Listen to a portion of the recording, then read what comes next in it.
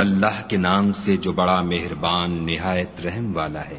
جو چیز آسمانوں میں ہے اور جو چیز زمین میں ہے سب خدا کی تسبیح کرتی ہے، جو بادشاہ حقیقی، پاک ذات، زبردست حکمت والا ہے۔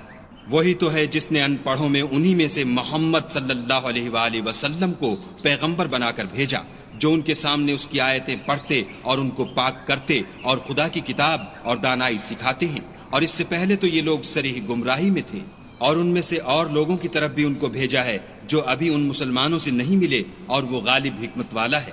یہ خدا کا فضل ہے، جسے چاہتا ہے عطا کرتا ہے، اور خدا بڑے فضل کا مالک ہے۔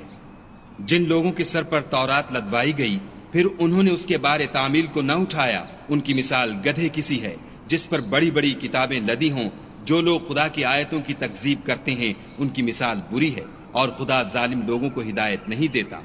کہہ دو کہ اے یہود، اگر تم کو یہ دعویٰ ہو کہ